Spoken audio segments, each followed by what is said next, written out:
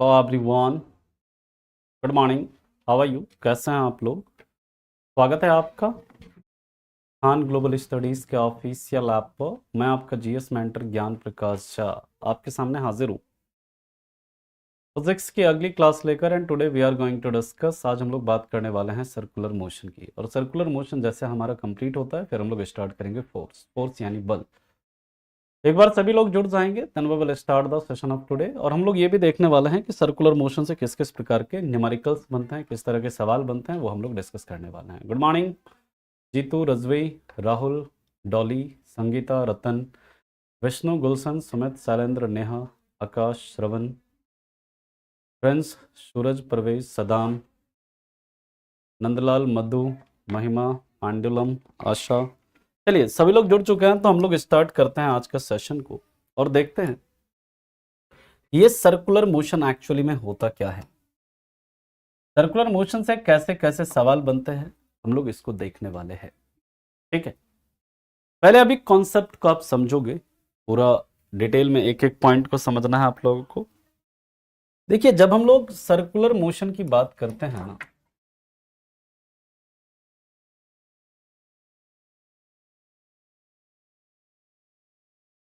यानी कि वृत्तीय गति,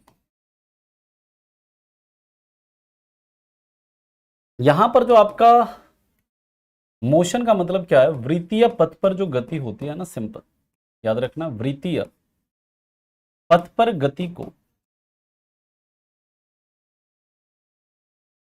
वृत्तीय गति कहते हैं।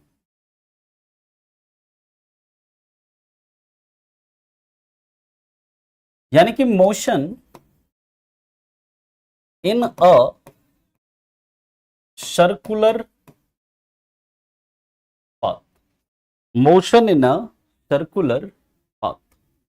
ठीक है, जैसे मान लीजिए ये एक सर्कल, ठीक है, मतलब एक सर्कुलर पाथ है और इस पर कोई ऑब्जेक्ट क्या कर रहा है, ये कोई ऑब्जेक्ट है, ये क्या कर रहा है, इस पर मूव कर रहा है ना, गति कर रहा है। तो यहाँ पर ये इस डायरेक्शन में गति करेगा, यहाँ पर ये इस डायरेक्शन में गति करेगा, यहाँ पर ये इस डायरेक्शन में गति करेगा, यहाँ पर ये इस डायरेक्शन में गति करेगा, है ना। यानी कि इसका जो वेलोसिटी है उसका देखिए डायरेक्शन हमेशा क्या हो रहा है, बदल रहा है।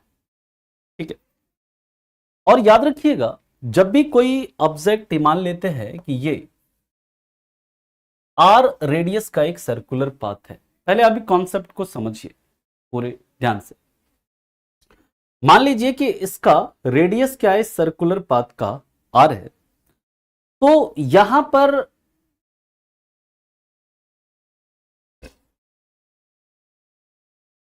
कोई ऑब्जेक्ट जैसे यहां से चला और यहां पहुंचा, मान लो अभी यहां से चला और यहां पहुंचा, ये इसके इस वृत्तीय पथ के केंद्र पर एक कोण क्या बनाएगा, एक कोण बनाएगा। क्या बनाएगा, एक कोण बनाएगा। क्या कोण बनाएगा, थीटा मान लीजिए कोण बनाए। तो यहां पर ये जो थीटा है ना, ये जो एंगल कोण बना रहा है, इस थीटा को क्या बोलेंगे, इसको हम लोग बोलेंगे एंगुलर डिस्टेंस कहेंगे। क्या कहेंगे इसे, एंगुलर डिस्टेंस, या फिर क्या कहेंगे इसे, कोणीय दूरी कहेंगे। पहले आप भी समझो आप पूरे कॉन्सेप्ट। यानी सर्कुलर पाथ पर कोई ऑब्जेक्ट चल रहा है और वे मान लेते हैं कि वह यहां से यहां तक पहुंचा और इसमें इसको कितना समय लगा, मान लीजिए 30 सेकंड लगा, 30 सेकंड का समय लगा। यहां पर जो ये यहां से लेकर यहां तक चलने में जो सेंटर पर जो एंगल बनाया, इस वृत्तीय पथ के केंद्र पर जो कोण बनाया थीटा, उसे हम लोग क्या बोलेंगे, उसे हम लोग बोलेंगे कोणीय दूरी, या फिर क्या बोलेंगे, एंगुलर डिस्टेंस कहेंगे। और यहीं से जब हम बात करते हैं यहां पर जो कोणीय वेग होगा, अभी आप लिखने के लिए आपको समय देंगे। यहां पर अगर आपसे कोणीय वेग, अगर हम मान लेते हैं पहले कोणीय दूरी की बात करें, कोणीय दूरी, कोणीय दूरी यानी कि एंगुलर डिस्टेंस की अगर बात करते हैं हम लोग, एंगुलर डिस्टेंस का अगर आपसे पूछे कि इसका एसआई यूनिट क्या होता है,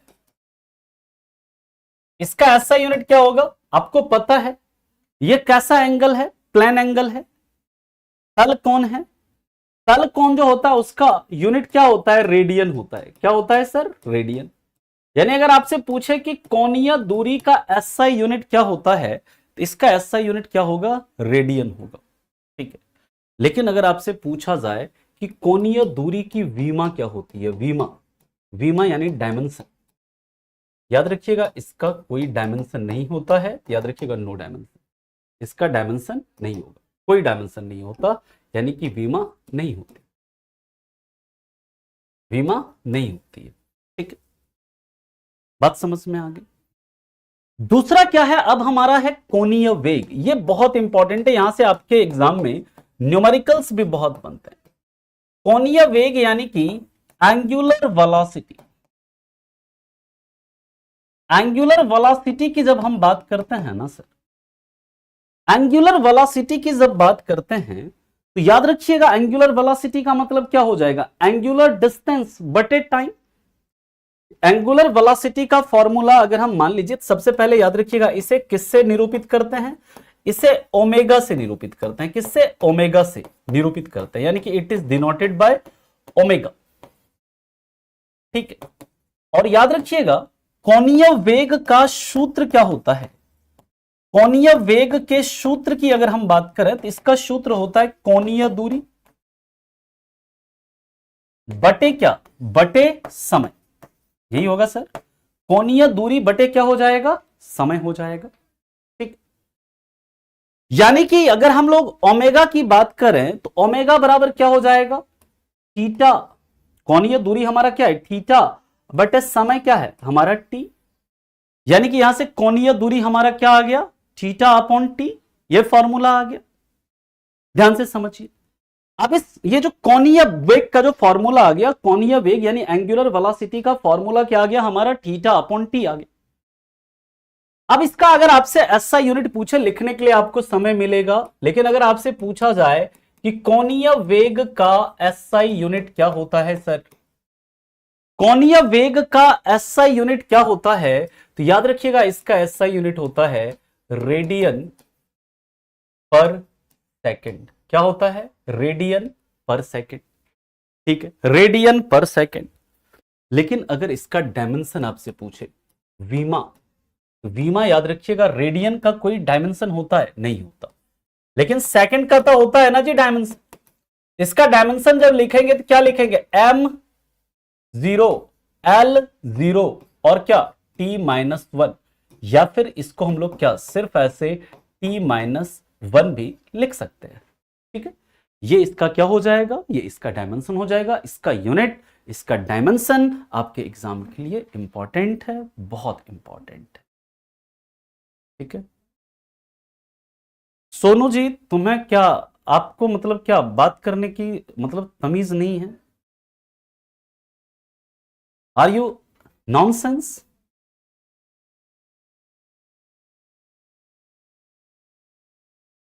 मतलब क्या आपने क्या मतलब किस भाषा का प्रयोग करना है आपको समझ में आ रहा है, आप क्या किसके साथ बात कर रहे हैं आपको समझ में आ रहा है, अपने घर में आप ऐसे ही बात करते हैं लोगों से,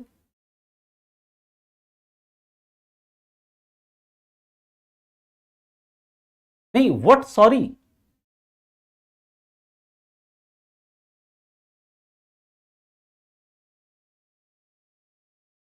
मतलब तमीज नहीं है आपको कैसे बात करने की, क्या बात कर रहे हैं कैसे बात कर रहे हैं, यही आपके मन में, इसी तरह से आप बनेंगे कुछ मतलब। यार मैं इतना इंपॉर्टेंट कॉन्सेप्ट समझा रहा हूं, पहले मैं अभी समझा लूं फिर मैं आपके डाउट्स लूंगा।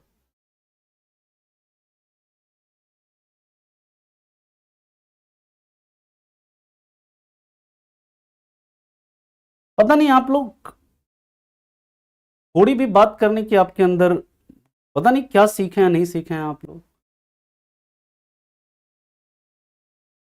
चलिए मैं फिर से समझाता हूं, जो भी बच्चे जिन्होंने भी लेट से ज्वाइन किया है, फिर से मैं समझा रहा हूं उसे समझिए।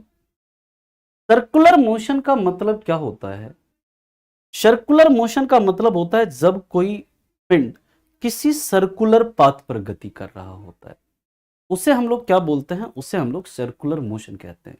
ठीक है, अब देखिए जब भी आप सर्कुलर पाथ पर चलेंगे आप क्या करेंगे, आप मान लीजिए कि टी सेकंड में आप इस ए पॉइंट से पहुंचते हैं, मान लीजिए इस बी पॉइंट पर, आप कितना समय लेते हैं, टी सेकंड का समय लेते हैं। तो आप इसके सेंटर पर, ये जो सर्कुलर पाथ है ना, इसके केंद्र पर आप क्या करते हैं, एक कोण बनाते हैं, मान लीजिए थीटा। और ये जो थीटा है ना, दिस इज एंगुलर डिस्टेंस, इसको हम लोग क्या बोलते हैं, कोणीय दूरी कहते हैं। और जब हम लोग बात करते हैं कोणीय दूरी की, ये कोणीय दूरी का यूनिट क्या होता है, जो थीटा है, यानी कि ये एक प्लेन पर कोण बन रहा है। तो प्लेन एंगल का यूनिट हम लोगों ने पढ़ा था, क्या होता है, रेडियन होता है। यहां पर जो सेंटर के, जो मतलब सर्कल के सेंटर पर जो एंगल बना रहा है थीटा, इसका यूनिट क्या होगा, रेडियन होगा। यानी कि कोणीय दूरी का जो यूनिट होता है वो क्या होता है, रेडियन। और इसका जो विमा होता है ना, वो कोई विमा नहीं होता, यानी कि ये डायमेंशनलेस होता है। दूसरी बात करें, जो कोणीय वेग है, कोणीय वेग का मतलब क्या होगा, कोणीय दूरी बटे समय, कोणीय दूरी बटे समय। और कोणीय दूरी को हम लोग डिनोट, ये जो कोणीय वेग है ना, इसको हम लोग डिनोट करते हैं एक लेटर से, जिसे हम लोग बोलते हैं ओमेगा, बोलते हैं ओमेगा। और ये ओमेगा बराबर क्या होता है, कोणीय वेग बराबर क्या होता है, कोणीय दूरी बटे समय, यानी कि क्या होता है, थीटा अपॉन टी होता है। अब इसके यूनिट की बात करते हैं तो इसका एसआई यूनिट क्या होगा, रेडियन प्रति सेकंड, क्योंकि कोणीय दूरी का एसआई यूनिट रेडियन है, समय का एसआई यूनिट क्या है, सेकंड है, तो रेडियन पर सेकंड इसका एसआई यूनिट हो गया। इसका जो डायमेंशन है, वीमा जो होगा, ये रेडियन का कोई यूनिट है नहीं, इसका डायमेंशन जब लिखेंगे तो क्या हो जाएगा, 1/t, सिंपल। ये क्या लिख सकते हैं, इसको t पर -1, या फिर इसको m0 L0 और t पर -1 भी लिख सकते हैं इसको। ठीक, इसका ये क्या हो गया, डायमेंशन हो गया। ये सर बहुत इंपॉर्टेंट है, इस चीज को आप याद रखें। अब देखिए आपसे रिलेशन पूछता है कि अगर कोणीय दूरी ये है तो उसका लीनियर वेलोसिटी, राइट, कोणीय वेग अगर ये है, यानी एंगुलर वेलोसिटी आपको दिया रहेगा और आपसे पूछेंगे कि उसका लीनियर वेलोसिटी क्या होगा। अब ध्यान से मेरी बात को समझिएगा, है ना, ध्यान से मेरी बात को समझेंगे।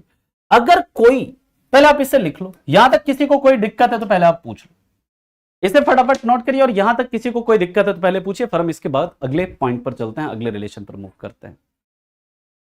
अभी अभी आते हैं, संबंध देखते हैं, अंशु जी वही, अभी हमारा अगला पॉइंट ही वही है ना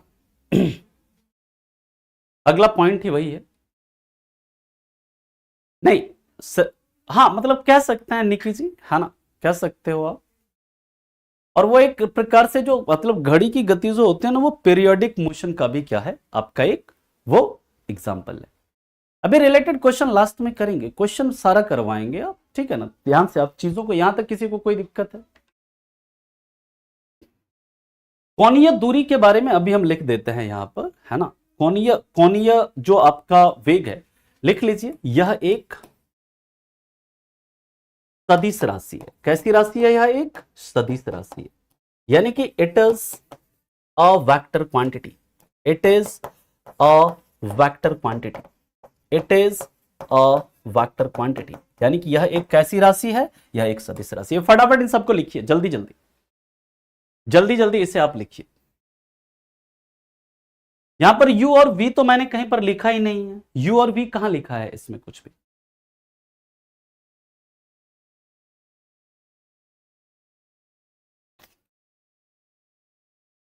कोणीय दूरी जो है यह आपकी एक अदिश राशि है, कोणीय वेग जो है आपकी सदिश राशि है ना। कहीं पर देखो दूरी आ गया, है ना, दूरी आएगा तो वो कैसा राशि होगा, अदिश होगा। विस्थापन आएगा तो आपका सदिश होगा, है ना। कहीं पर अगर चाल आया तो वो अदिश होगा, वेग आया तो क्या होगा, सदिश होगा। ठीक है, एंगुलर डिस्टेंस का मतलब सिंपल है कि आप जब किसी सर्कुलर मोशन में हैं और आप उस पथ के, जो मतलब वो सर्कुलर पाथ है, वो जो वृत्तीय पथ है, उसके केंद्र पर आप जो भी कोण बना रहे हैं, जो एंगल बना रहे हैं, उसको हम लोग क्या बोलते हैं, उसको हम लोग कोणीय दूरी बोलते हैं। That's it. अब हम लोग चलते हैं, देखते हैं कि आखिर कोणीय दूरी में, सॉरी, कोणीय वेग में एंगुलर वेलोसिटी और लीनियर वेलोसिटी में क्या कोणीय वेग में और रैखिक वेग में क्या अंतर है, क्या मतलब रिलेशन है, उसके ऊपर हम लोग चर्चा करते हैं। समझो, अब इसको ध्यान से समझिए। मान लीजिए ये एक सर्कुलर पाथ है, इसका रेडियस है r, और यहां पर आप चल रहे हैं किस वेलोसिटी से, v, जो लीनियर वेलोसिटी है इसका वो है v, और आपका कोणीय यानी कि एंगुलर वेलोसिटी जो है वो है क्या, आपका ओमेगा। याद रखिएगा यहां पर जो लीनियर वेलोसिटी और कोणीय वेग यानी कि रैखिक वेग और जो कोणीय वेग में जो रिलेशन होता है ना, वो होता है आपका v इंटू ओमेगा आर। ठीक है, यानी कि आप लिख सकते हैं लीनियर वेलोसिटी यानी रैखिक वेग बराबर क्या होता है, कोणीय वेग गुने त्रिज्या। कोणीय वेग गुने क्या, त्रिज्या। और ये त्रिज्या किसकी है, ये त्रिज्या है सर्कुलर पाथ की। जो सर्कुलर पाथ है ना उसका क्या है, उसका त्रिज्या है। ठीक है, आज हमारा ये गति जो है कंप्लीट हो जाएगा। आज लास्ट में हम लोग 10 सवाल भी करेंगे इससे रिलेटेड। ठीक है, अब हम लोग बात करते हैं, इसके आगे की चर्चा करते हैं। तो यहां पर देखिए, जब भी कोई वस्तु सर्कुलर मोशन में होता है तो सबसे पहली बात याद रखिएगा, इस सर्कुलर मोशन में होने के कारण इसका वेलोसिटी कांस्टेंट होता है क्या, याद रखिएगा नहीं, इसका जो वेलोसिटी होता है क्या होता है, चेंज होता है। वेलोसिटी कांस्टेंट नहीं होता, वेलोसिटी क्या होता है, चेंज होता है। यहां पर जो इसके ऊपर कोई बल लगता है क्या, बल लगता है, तो याद रखिएगा बल कार्य करता है। किस प्रकार का बल कार्य करता है अभी हम लोग बात करेंगे। यहां पर क्या होता है, फोर्स वर्क कर रहा होता है, फोर्स वर्क करता है, यहां पर फोर्स वर्क करेगा। तीसरा याद रखिएगा, जब भी कोई वस्तु वृत्तीय गति में होता है तो उस पर त्वरण कार्य करता है। क्या कार्य करता है, त्वरण भी त्वरण में होता है।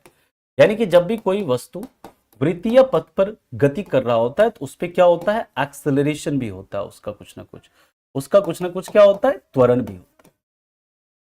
अब इसका त्वरण क्या होता है, मान लीजिए कि अगर कोई वस्तु इस वृत्तीय पथ पर गति कर रहा है, किस वेलोसिटी से, लीनियर वेलोसिटी उसका क्या है, v है, और आपसे पूछे कि इसका तो आखिर इसका त्वरण क्या होगा, इसका एक्सेलरेशन क्या होगा। तो एक्सेलरेशन को निकालने का जो सूत्र होता है ना, यहां पर याद रखिएगा, वो एक्सेलरेशन इज इक्वल टू क्या होता है, v स्क्वायर अपॉन क्या होता है, r होता है।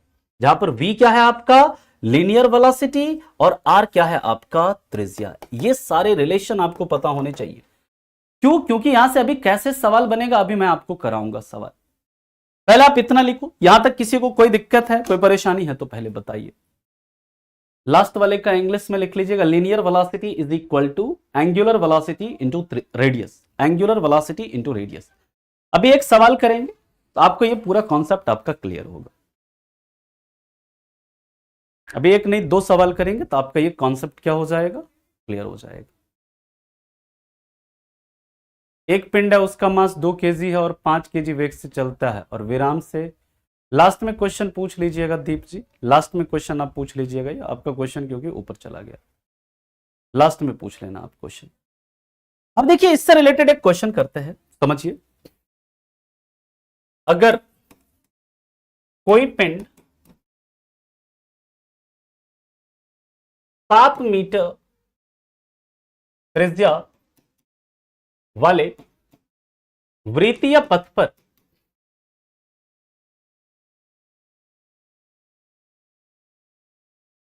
चौदह मीटर प्रति सेकंड के रैखिक वेग से यानी कि लिनियर वेलोसिटी से, रैखिक वेग से गति कर रहा है, तो उसका त्वरण क्या होगा, तो उसका त्वरण क्या होगा। If any object and if an object if an object moves in a circular path of radius 7 metre with or linear velocity of 14 meter per second, then what is acceleration of the object? इसका acceleration निकालने का आपको linear velocity दिया है, कितना है 14 metre पर second. Radius आपको दिया है कितना है 7 मीटर है। आपको क्या निकालना है एक्सेलरेशन निकालना है। एक्सेलरेशन इज इक्वल टू क्या होगा v स्क्वायर अपॉन आर होगा। v कितना है 14 इंटू 14 बटे 7, 7 से 2 बार में कट गया, कितना आ गया 28 मीटर पर सेकेंड स्क्वायर, क्योंकि आपसे एक्सेलरेशन पूछ रहा है। 28 मीटर पर सेकेंड स्क्वायर, यूनिट का भी आपको ध्यान रखना है, ठीक है क्लियर। एक तो इस तरह का सवाल बनेगा, और कैसे सवाल बनेंगे उसे हम लोग लास्ट में देखेंगे। लास्ट में 10 एमसीक्यूज करेंगे, 10 क्वेश्चंस करेंगे, तो उसमें कुछ न्यूमेरिकल्स भी हैं, वहां पर हम लोग देखेंगे। एक इस तरह का यहां से सवाल बनेगा। अब देखिए, कोई भी ऑब्जेक्ट जब सर्कुलर मोशन में होता है ना, तो उसके ऊपर वो सर्कुलर मोशन में चलता रहे, वो वृत्तीय गति में उस वृत्तीय पथ पर चलता रहे, उसको लेकर के उस पर बल काम करता है। मुख्यतः एक बल काम करता है उसके ऊपर, जो कि उसको सर्कुलर पाथ में बनाए रखता है, और उस बल को हम लोग क्या बोलते हैं सेंट्रीपिटल फोर्स कहते हैं। क्या बोलते हैं सेंट्रीपिटल फोर्स कहते हैं। ध्यान से समझो, ये जैसे कोई ऑब्जेक्ट है, ये सर्कुलर पाथ पर क्या कर रहा है मूव कर रहा है, इसका रेडियस क्या है आर है। अब मान लीजिए ये कोई पिंड है, ये यहां पर क्या कर रहा है इस सर्कुलर पाथ पर क्या कर रहा है गति कर रहा है, इसकी वेलोसिटी मान लीजिए v है, ठीक है। अब देखो, ठीक है, कहां किस में दिक्कत है आपको, इसमें ये वाला। बस आपको अभी देखिए, ये सब डेरिवेशन आपके एग्जाम के लिए रेलिवेंट नहीं है। आप बस ये समझो कि जब भी कोई ऑब्जेक्ट किसी सर्कुलर पाथ पर लीनियर वेलोसिटी v से मूव करता है ना, उसका जो इस सर्कुलर पाथ पर जो त्वरण होता है, एक्सेलरेशन होता है, वो क्या होता है v स्क्वायर अपॉन आर के बराबर होता है ना। ये फॉर्मूला बस आपको याद रखना, ठीक है। अब उसी तरह से मैंने यहां पर यह सवाल किया, कह रहा है कि अगर कोई पिंड है, वो आपका 7 मीटर त्रिज्या वाले एक वृत्तीय पथ पर कितने लीनियर वेलोसिटी से 14 मीटर प्रति सेकंड के रैखिक वेग से गति कर रहा है, तो उसका त्वरण क्या होगा, उसका त्वरण क्या हो जाएगा a is equal to v square upon r, हमारे पास फॉर्मूला है। त्वरण का मतलब है एक्सेलरेशन, और यहां पर एक्सेलरेशन है तो क्या होगा 14 इंटू 14 बटे 7, क्योंकि v आपका 14 है तो 14 गुने 14 बटे क्या हो जाएगा 7, 7 से 2 बार में कट गया, ये कितना हो गया 14 इंटू 2 यानी कितना हो गया 18, 28 मीटर पर सेकंड स्क्वायर, ठीक है क्लियर है।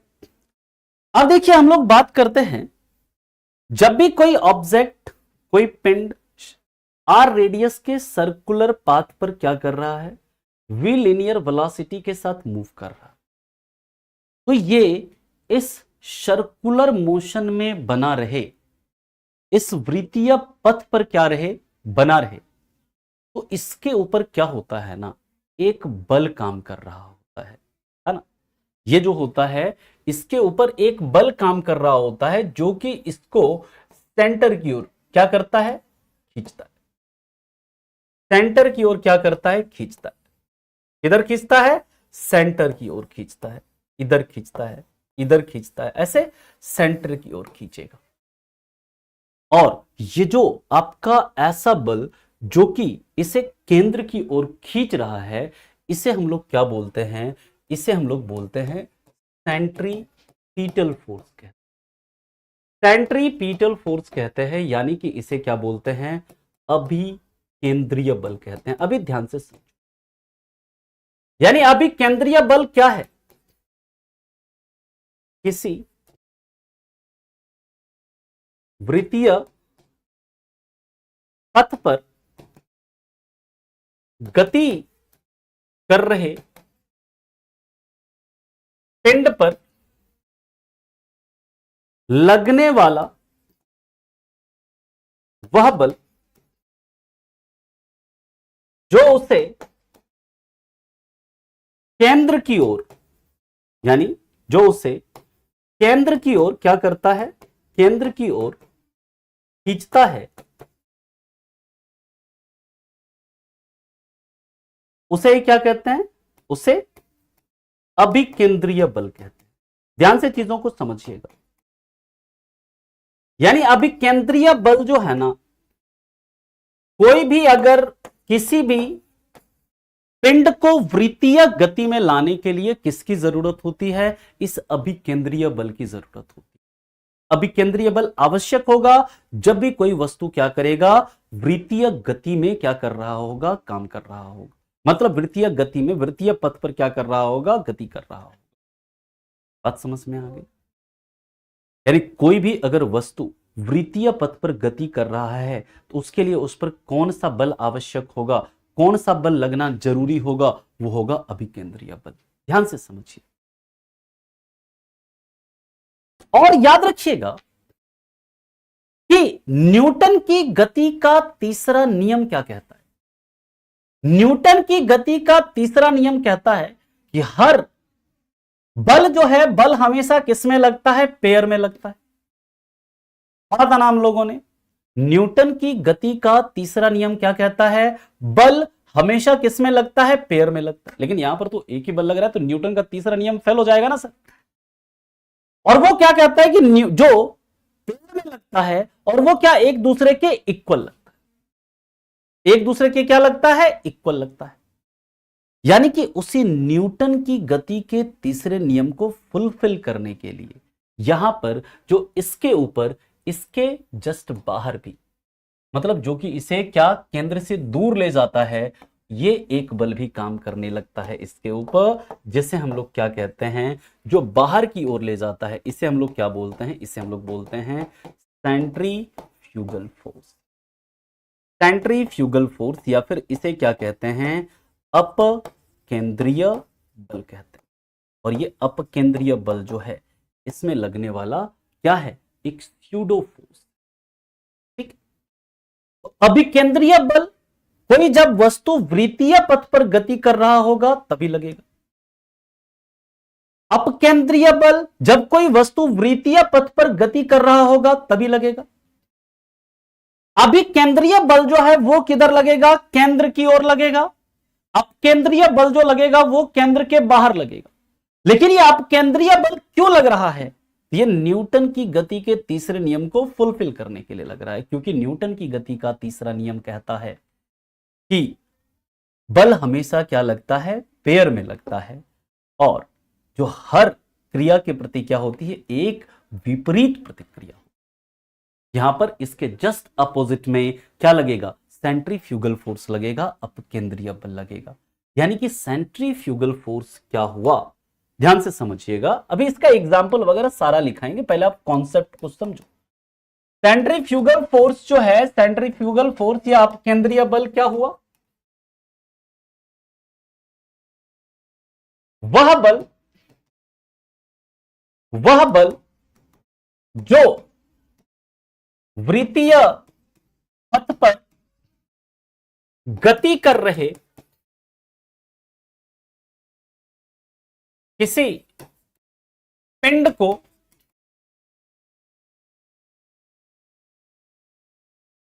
बाहर की ओर, यानी केंद्र से बाहर, केंद्र के विपरीत दिशा में, या केंद्र के बाहर या केंद्र के विपरीत दिशा में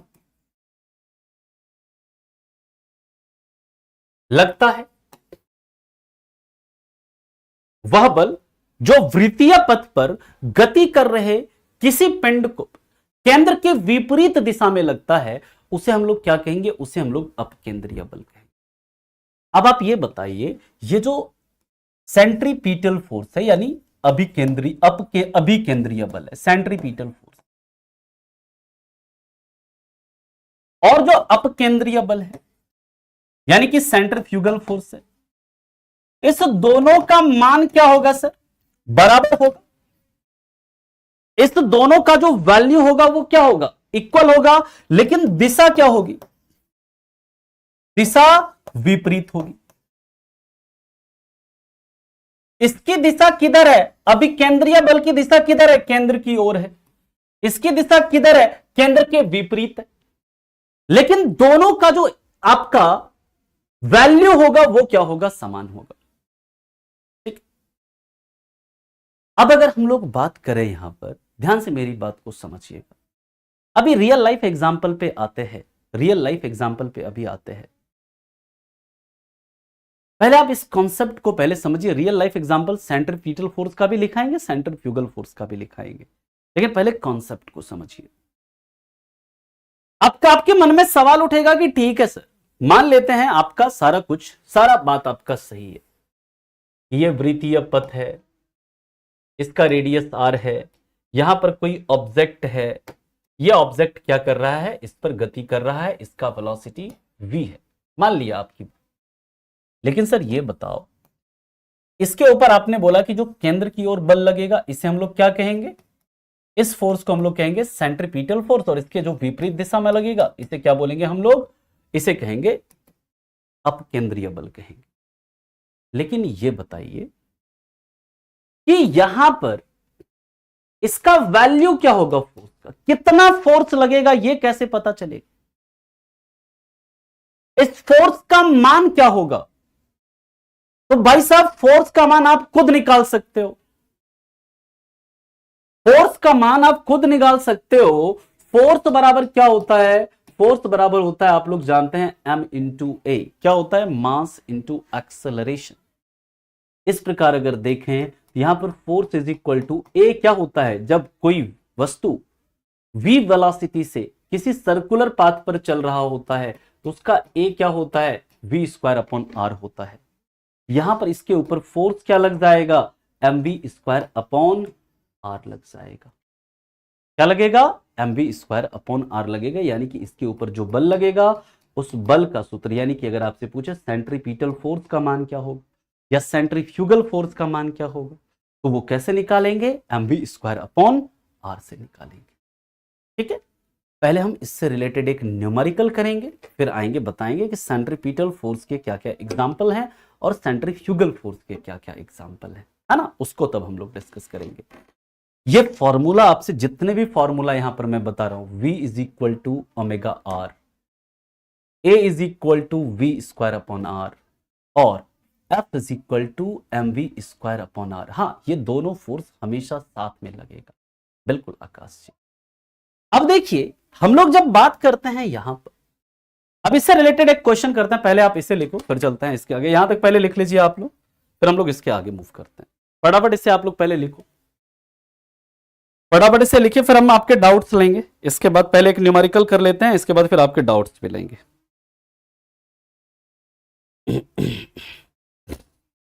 और आज हम लोग 10 क्वेश्चन भी करने वाले हैं, लास्ट में 10 क्वेश्चन भी करेंगे।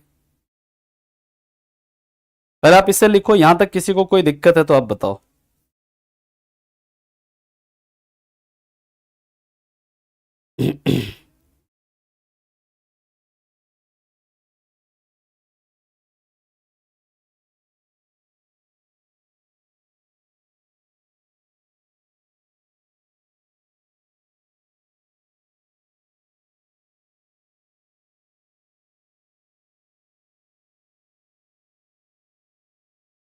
Can I move?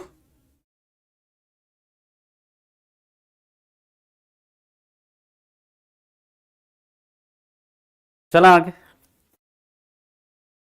कोई नहीं, अभी क्वेश्चन करेंगे सब समझ में आ जाएगा। सर एफ के फॉर्मूले में एम कहां से आया, एफ इज इक्वल टू क्या फॉर्मूला होता है, एम इन टू ए।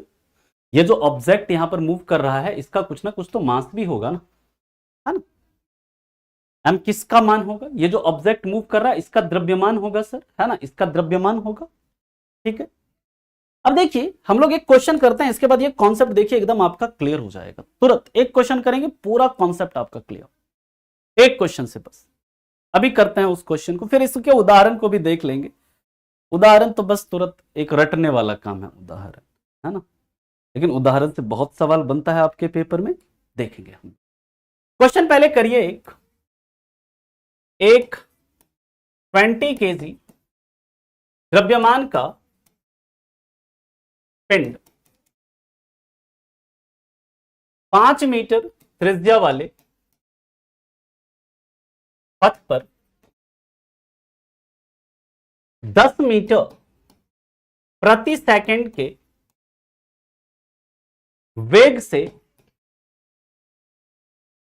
गति कर रहा है, गति कर रहा है, तो उसके ऊपर लगने वाले, तो उसके ऊपर लगने वाले अभिकेंद्रीय बल का मान क्या होगा। इंग्लिश में मैं क्वेश्चन को बोल दूंगा, आप लोग लिख लीजिएगा। अभिकेंद्रीय बल का मान क्या होगा। इस तरह का सवाल बनता है आपसे पेपर में।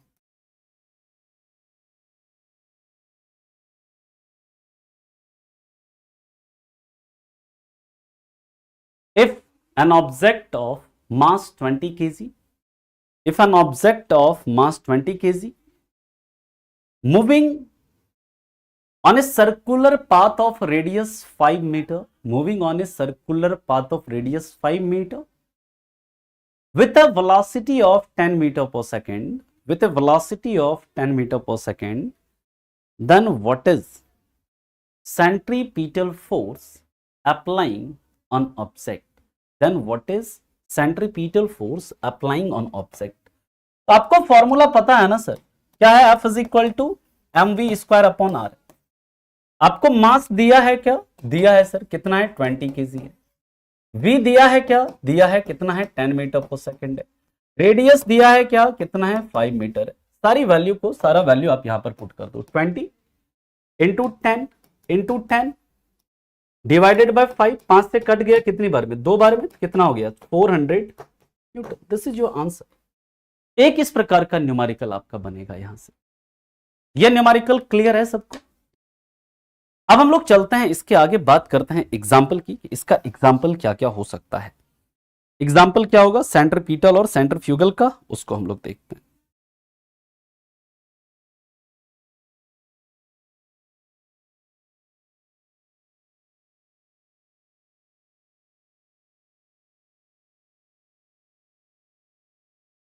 चला आगे।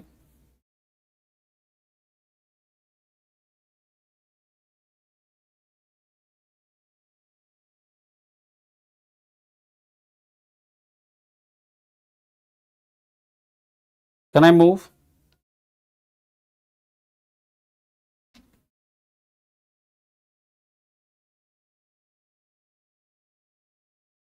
अभी अभी आ रहे हैं, सब आ रहे हैं। एग्जाम्पल पे आते हैं अभी। चलिए एग्जाम्पल की बात करते हैं हम लोग। तो सबसे पहला याद रखिएगा सेंट्रीपिटल फोर्स के एग्जाम्पल। सेंट्रीपिटल फोर्स या अभिकेंद्रीय बल के एग्जाम्पल लिख लीजिएगा। इसका एग्जाम्पल लिखिएगा सबसे पहला मौत का कुआं या वेल ऑफ डेथ। आप लोग सर्कस वगैरह जाते होंगे देखने के लिए, आपने देखा होगा कि मौत का कुआं जो होता है ना, उसमें कुएं के ऊपर कार बाइक क्या करते हैं? चलाते हैं। हाँ बिल्कुल, अभी केंद्रीय बल को एन से डिनोट करते हैं। दोनों का फॉर्मूला एक ही है ना? बिल्कुल, क्योंकि दोनों इक्वल है। डेफिनेटली दोनों का फॉर्मूला एक ही है। अगर आपको वहां पिछले क्वेश्चन में अगर आपसे अपकेंद्रीय बल का मान पूछता तो भी वही होता, बस यहां पर दिशा अलग हो जाती है ना? एक केंद्र की तरफ लगता है, एक केंद्र के विपरीत दिशा में लगता है। दूसरा याद रखिएगा, सन के चारों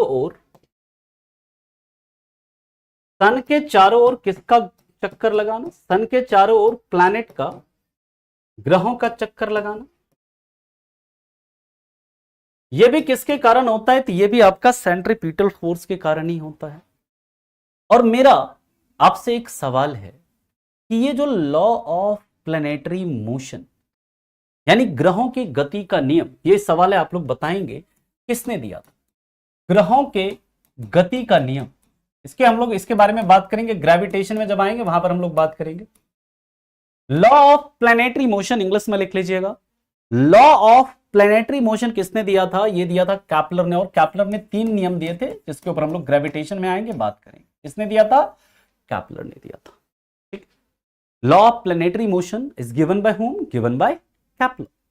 और दूसरा मेरा सवाल है आप लोगों से, आप लोग ये बताइए कि जो सन के अंदर जो असीमित ऊर्जा है, अनलिमिटेड एनर्जी है, उसका कारण क्या है? किस अभिक्रिया के कारण जो सूर्य है, सन है, उसके अंदर क्या है? आपका एनर्जी बन रहा है। याद रखिएगा, वहां पर एक अभिक्रिया होती है जिसे हम लोग बोलते हैं न्यूक्लियर फ्यूजन, नाभिकीय संलयन, या फिर जैसे हम क्या, अनियंत्रित नाभिकीय संलयन भी बोल सकते हैं, अनकंट्रोल्ड न्यूक्लियर फ्यूजन भी बोल सकते हैं। वहां पर हाइड्रोजन और हाइड्रोजन के नाभिक एक दूसरे से मिलते हैं और वो क्या, हीलियम का निर्माण करते हैं और बहुत ज्यादा मात्रा में ऊर्जा उत्पन्न करते हैं। और वही एनर्जी, वही ऊर्जा रेडिएशन के द्वारा, विकिरण विधि के द्वारा जो सन का हीट है वो कहां तक पहुंचता है? अर्थ तक पहुंचता है। ठीक है, तो इसके बाद अगला याद रखिएगा, न्यूक्लियस या नाभिक।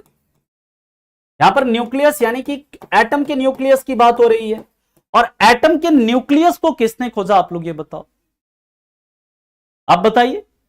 एटम का जो न्यूक्लियस है, परमाणु का जो नाभिक है, उसको किसने खोजा? तो याद रखिएगा, नाभिक के चारों ओर कौन चक्कर लगाता है जी? नाभिक के चारों ओर इलेक्ट्रॉन का चक्कर लगाना। क्योंकि नाभिक में कौन कौन रहता है? नाभिक में रहता है प्रोटॉन और न्यूट्रॉन, और इलेक्ट्रॉन को कहता है भैया तुम हमारे चारों तरफ क्या करो, चक्कर लगा। न्यूक्लियस में प्रोटॉन रहेगा, न्यूट्रॉन रहेगा, और इलेक्ट्रॉन को क्या कहेगा, तुम चक्कर क्या करो, कक्षा में क्या करो, तुम हमारे चारों तरफ चक्कर लगाओ। बिल्कुल पेंडुलम सी। अभी हम बात करेंगे, जब वो न्यूक्लियर फिजिक्स में आएंगे वहां पर बात करेंगे क्या होता है नहीं। एटम को खोजा, एटम का जो न्यूक्लियस है उसको किसने खोजा था? उसको खोजने वाले थे, याद रखिएगा, रदरफोर्ड। जबकि एटम को खोजने वाले कौन थे? एटम को खोजा था डाल्टन ने। और इलेक्ट्रॉन को किसने खोजा था? ये खोजा था जे थॉमसन ने। किसने खोजा था? जे थॉमसन ने। इसका अगला एग्जाम्पल है मून का,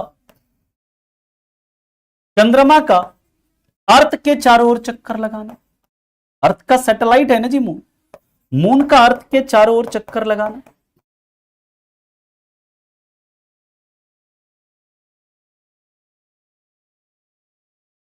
याद रखिएगा। इसके बाद इसी का एग्जाम्पल है आपका बैंकिंग रोड पर। बैंकिंग रोड यानी जो आपका ढाल वाला, जो वक्र वाला जो सड़क होता है, बैंकिंग रोड पर कार का चलना।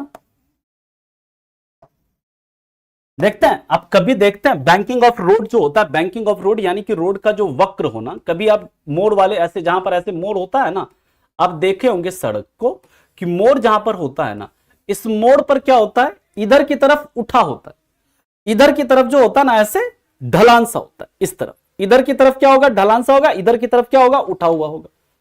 इसी को बोलते हैं क्या, मतलब वक्र या सड़क का जो है क्या होना, बैंकिंग होना। जो बैंकिंग ऑफ सड़क जो होता है ना, बैंकिंग ऑफ रोड जो होता है, और यहां पर कोई कार चल रही है, कोई कार है यहां पर, मान लीजिए कोई कार जो है वो चल रही है, ये भी किसके कारण होता है? ये भी आपका सेंट्रीपिटल फोर्स का ही एग्जाम्पल, सेंट्रीपिटल फोर्स का ही एग्जाम्पल है। इसके बाद अगला एग्जाम्पल लिख सकते हैं कि आप, कोई पत्थर है उसको आप रस्सी में बांध करके ऐसे चारों तरफ घुमा रहे हैं, वो भी किसका एग्जाम्पल है? वो भी सेंट्रीपिटल फोर्स का ही एग्जाम्पल। ठीक है, क्लियर? पहले आप इसे लिखिए, फिर चलते हैं इसके आगे।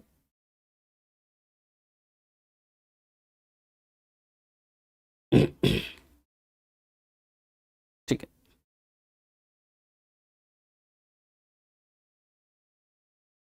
पहले आप यहां तक लिखो, फिर इसके आगे चलेंगे हम लोग।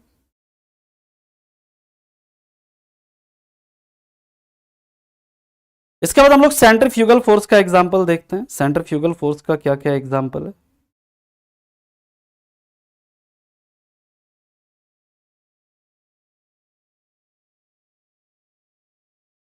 सेंट्रीफ्यूगल फोर्स का एग्जांपल लिखते हैं। ठीक है, ये सब सेंट्रीपिटल फोर्स है ना। हाँ, मेरी गो राउंड जो होता है ना, जो आप चारों तरफ जो ऐसे ऐसे घूमता है, जो झूला वगैरह होता है ना, वो भी यही है एग्जाम्पल, इसी का लिख सकते हैं इसमें। दूसरा हम लोग बात करते हैं सेंट्रीफ्यूगल फोर्स। सेंट्रीफ्यूगल फोर्स का एग्जांपल याद रखिएगा, सेंट्रीफ्यूगल फोर्स का एग्जांपल या अपकेंद्रीय बल का एग्जांपल। यहां पर देखो आपको 3 एग्जांपल याद रखना है बस, यही आपके एग्जाम में पूछता है। इसका पहला एग्जांपल याद रखिएगा, वॉशिंग मशीन। वॉशिंग मशीन जो है ये किस सिद्धांत पर काम करता है? इसी सिद्धांत पर काम करता है। वॉशिंग मशीन जो होता है ना, वो इसी सिद्धांत पर काम करता है। दूसरा जो आपका मक्खन निकालने वाला जो क्रीम सेपरेटर होता है ना, जिससे मक्खन निकालता है ना, क्रीम सेपरेटर या मक्खन निकालने वाली मशीन, मक्खन निकालने वाली मशीन। और इसके बाद याद रखिएगा, जितने भी एक होते हैं सेंट्रीफ्यूगल पंप होते हैं। सेंट्रीफ्यूगल पंप क्या होता है? जो आप लोग पंप यूज करते हो ना नदी से, जैसे मान लीजिए आपको पानी निकालना है, नदी से आपको क्या निकालना है? पानी निकालना है। उसके लिए आप एक पंपिंग सेट का यूज करते हो, वहां पर जाकर लगा देते हो, वो पानी नदी से या तालाब से निकाल के खेत में फेंकता है, या कहीं पर पानी जम जाता है, वहां पर आप क्या करते हैं? पंप यूज करते हैं। वो क्या करता है? वहां से पानी निकाल को बाहर फेंक देता है पानी को। ये जो आपका सेंट्रीफ्यूगल पंप होता है, इसको बोलते हैं हम लोग अपकेंद्रीय पंप। अपकेंद्रीय पंप भी जो होता है, ये किसका एग्जाम्पल है? ये भी आपका एग्जाम्पल है, सेंट्रीफ्यूगल फोर्स का एग्जाम्पल है। हाँ, टुल्लू पंप भी बोलते हैं उसको, बिल्कुल, है ना। तो यहां तक किसी को कोई समस्या है, कोई परेशानी है तो बताइए, फिर हम लोग चलेंगे आज के सवाल को डिस्कस करेंगे। ठीक है, यहां तक किसी को कोई दिक्कत है तो बताओ फटाफट।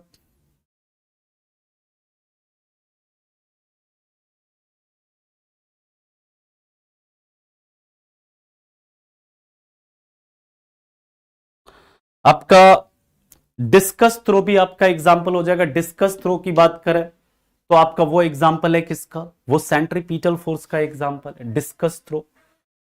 इसी तरह आपका जैसे मैरी गो राउंड मैंने बताया, वो सेंट्रीपिटल फोर्स का एग्जाम्पल है ना। ठीक। वॉशिंग मशीन कैसे वर्क करता है सेंट्रीफ्यूगल पर? रैना जी देखिए, वॉशिंग मशीन जो होता है ना, उसके अंदर जो वॉशिंग मशीन में जो आपका डब्बा होता है ना, इस तरह से ऐसे, इसमें आप कपड़े डालते हो, ये क्या करता है? ऐसे घूमता है, ऐसे घूमता है, ऐसे घूमता है, ऐसे घूमता है, ऐसे घूमता है।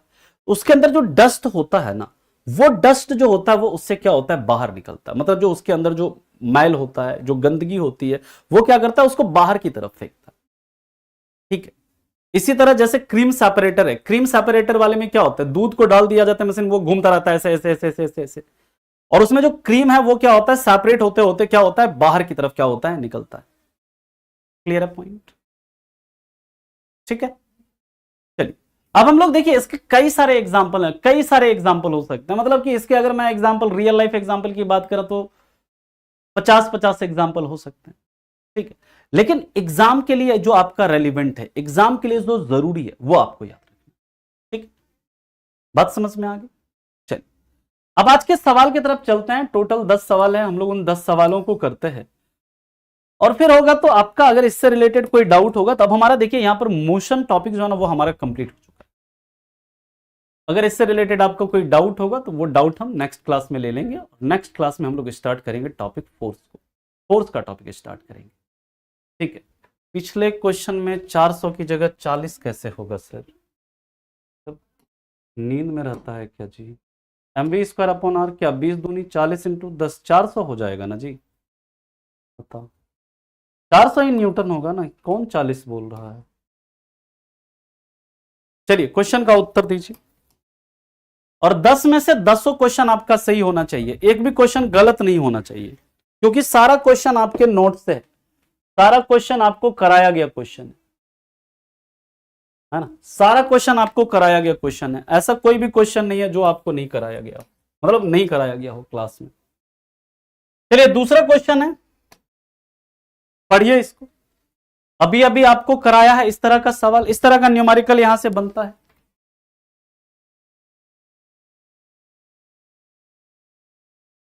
ठीक है, करिए इस क्वेश्चन को, क्या हो जाएगा?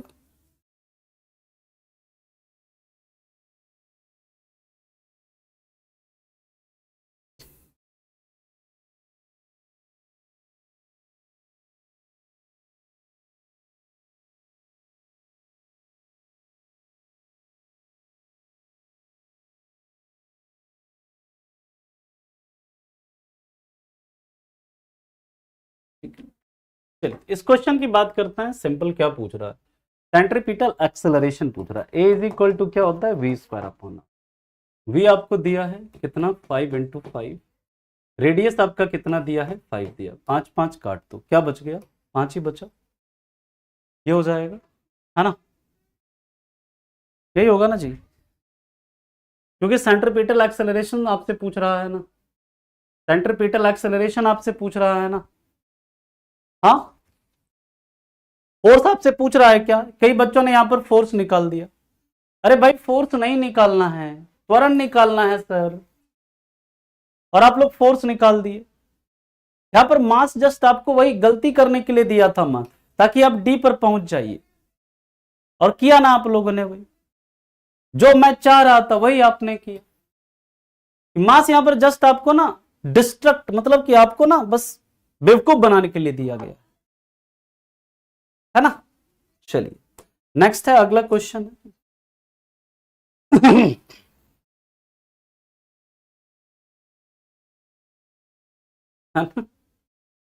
कोई बात नहीं है, कोई बात नहीं है, फटाफट इसको करिए।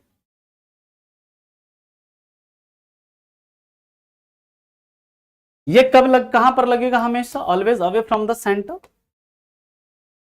नेक्स्ट क्वेश्चन है, देखिए ये बड़ा अच्छा क्वेश्चन है, ध्यान से करना, ध्यान से करना क्वेश्चन को, बहुत अच्छा क्वेश्चन है ये, ध्यान से करिएगा क्वेश्चन को।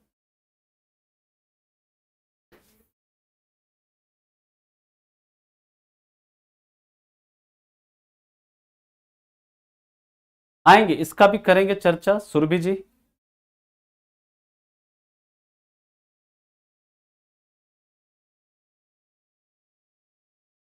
यहां पर देखो क्या कह रहा है कि एक बॉल है, वो 5 मीटर की त्रिज्या वाले पर चल रहा है 20 मीटर प्रति सेकंड के स्थिर स्पर्श रेखीय वेग से, और एक पत्थर भी 4 मीटर त्रिज्या के वृत्त में 16 मीटर प्रति सेकंड के नियत स्पर्श रेखीय वेग से घूम रहा है। तो बॉल का अगर हम करें, बॉल का एक्सेलरेशन क्या हो जाएगा, v square upon r, ball का निकालो क्या हो जाएगा। सर यहां पर कुछ और पूछ रहा है, यहां पर पूछ रहा है कि निम्नलिखित में से कौन सा विकल्प दोनों वृत्तीय गतियों के बारे में सत्य है। कोणीय वेग पूछ रहा है, तो कोणीय ओमेगा इज इक्वल टू क्या होता है, v इज इक्वल टू देखो क्या होता है omega r, omega is equal to क्या हो जाएगा v upon r, omega is equal to v upon r होगा ना जी। तो बॉल का ओमेगा क्या हो जाएगा 20/5, यानी क्या आ जाएगा 4 रेडियन पर सेकेंड। पत्थर का निकालो ओमेगा क्या हो जाएगा v अपॉन आर, पत्थर का वेलोसिटी कितना है बताओ 16, रेडियस कितना है 4, इसको काटो क्या हो जाएगा 4 रेडियन पर सेकेंड। दोनों का क्या बराबर आया, क्या दोनों का बराबर आया, हाँ या नहीं बोलो। Both have same angular velocity, यानी कि दोनों का कोणीय वेग क्या है, समान है, दोनों का कोणीय वेग क्या है, समान है। ठीक है, देख रहे हैं कैसे क्वेश्चन बनता है, यहां से पता चल रहा होगा आप लोगों को कैसे क्वेश्चन बनता है। अगला क्वेश्चन है, देखिए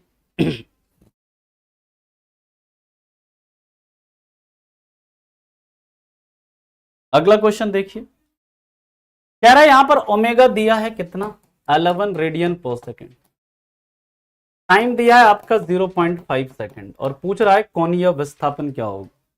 तो theta is equal to omega is equal to क्या होता है थीटा अपॉन टी, थीटा निकालना है आपको, थीटा इज इक्वल टू क्या हो जाएगा ओमेगा इंटू टी। ओमेगा कितना है आपका, ओमेगा कितना है आपका 11 है, टाइम कितना है 0.5 है, कर दीजिए क्या आ जाएगा 5.5 radian. A is the right answer. ठीक है, चलिए नेक्स्ट क्वेश्चन है,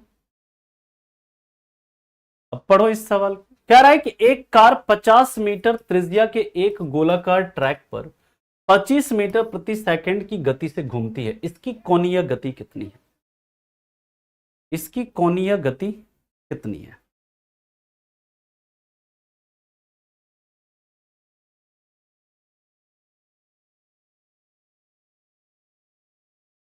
कहां पे रैखिक गति निकाले हैं, कहां पे रैखिक गति निकाले हैं बताइए आप, ओमेगा ही तो निकाले हैं ना, इसका कोणीय वेग का फॉर्मूला है ना जी v अपॉन आर, क्योंकि v इज इक्वल टू क्या होता है, ओमेगा आर होता है, तो ओमेगा इज इक्वल टू क्या हो जाएगा, v अपॉन आर हो जाएगा, है ना।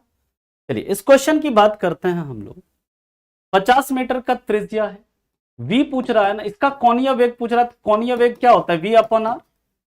v दिया है आपको कितना 25, r कितना दिया है 50, कितना आ जाएगा 0.5 रेडियन पर सेकेंड, 0.5 रेडियन पर सेकेंड, यही आ जाएगा ना, ए हो जाएगा उत्तर इसका। ठीक है, नेक्स्ट क्वेश्चन कह रहा है one a body moves with a constant speed along a circle.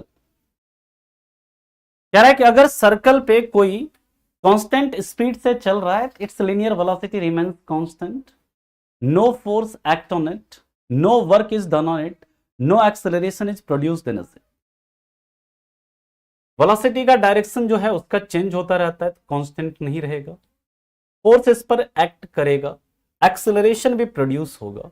यानी कि इस प्रकार अगर आपका देखें तो यहां पर जो इसका उत्तर हो जाएगा वो क्या हो जाएगा, that is option c, work done नहीं होगा, क्योंकि फोर्स और जो एक्सेलरेशन, फोर्स और जो उसका मोशन है उसके बीच का कोण जो है ना 90 डिग्री होता है, इसलिए नहीं होगा यहां पर वर्क डन। तो इसे आप एलिमिनेशन मेथड से अभी आप करो, जब हम वर्क डन वगैरह पे आएंगे तो वहां पर इस कॉन्सेप्ट को हम लोग डिस्कस करेंगे। अगला क्वेश्चन देखिए, पढ़िए इस सवाल को, उत्तर दीजिए। According to the second law of motion the acceleration of an object is directly proportional to what. Group d में बहुत कम न्यूमेरिकल आते हैं दीपक, बहुत कम, नहीं के बराबर न्यूमेरिकल आते हैं। ये किसके बराबर होता है, एफ इज इक्वल टू क्या होता है, एम इंटू ए। कह रहा है एक्सेलरेशन किसके डायरेक्टली प्रोपोर्शनल होगा, मास के होगा क्या, नहीं, इनर्शिया के होगा क्या, नहीं, किसके, अप्लाइड फोर्स के डायरेक्टली प्रोपोर्शनल होगा। नेक्स्ट है, पढ़िए इस सवाल को, उत्तर दीजिए। इस सवाल को पढ़िए और उत्तर दीजिए इसका।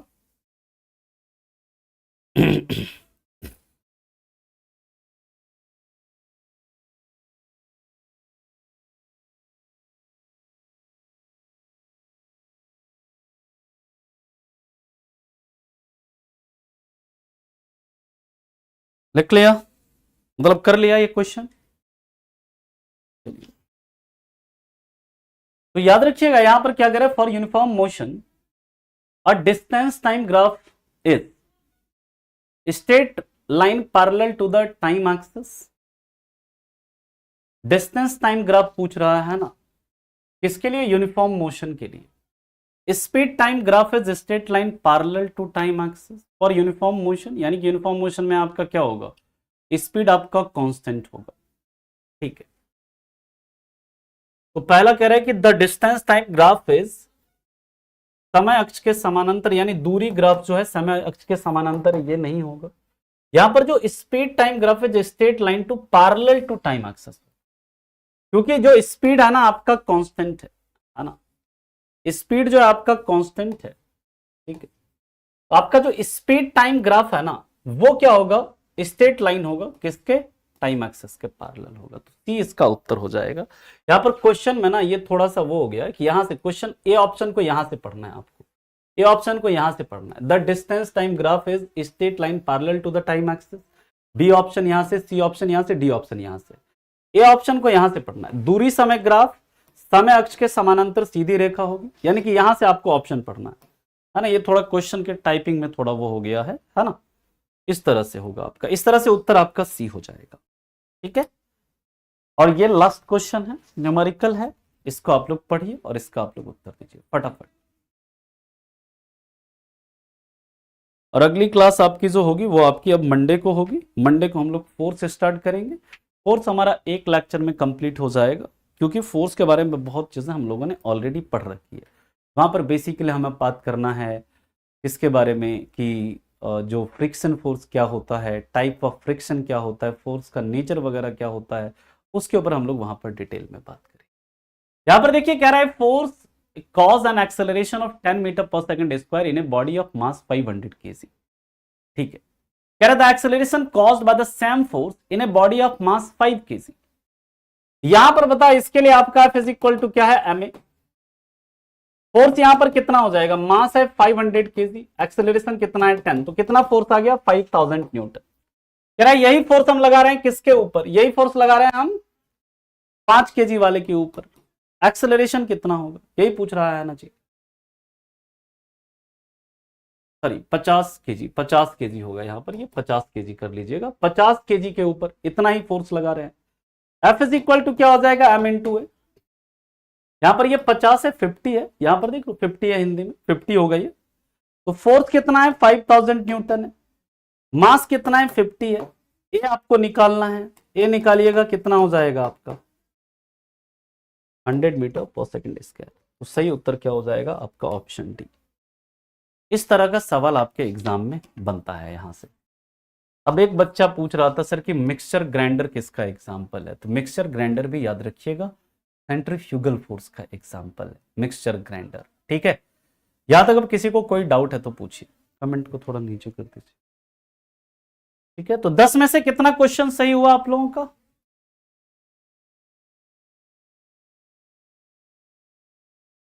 10 में से कितना क्वेश्चन, तो इतना कम क्यों हुआ है, 7 क्वेश्चन ही क्यों सही हुआ है, 7 8 है, इतना कम क्वेश्चन ही क्यों सही हो रहा है।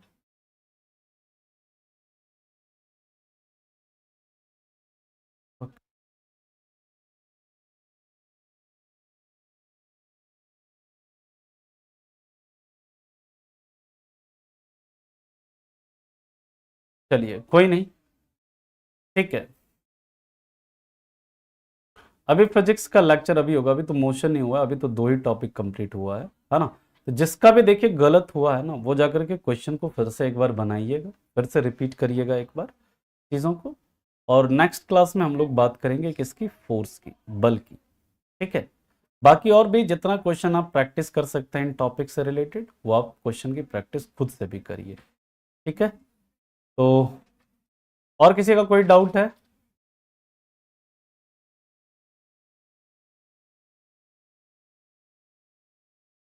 चलिए तो मिलते हैं फिर आपसे हम नेक्स्ट क्लास में। अब अगली क्लास में जो भी आप डाउट है पूछना, अगली क्लास में हम लोग मिलेंगे। तो मंडे को अगली क्लास होगी आपकी, है ना। तब तक के लिए आप लोगों का धन्यवाद, thank you so much, bye, take care. And centrifugal का भी फॉर्मूला सेम होता है, mv स्क्वायर अपॉन आर, ये सेंट्रीफ्यूगल फोर्स का भी फॉर्मूला होता है, सेंट्रीपिटल फोर्स का भी फॉर्मूला होता है। ठीक है, क्लियर। चलिए तो मिलते हैं आपसे फिर अगली क्लास में, तब तक के लिए thank you so much, bye, take care and have a good day, thank you.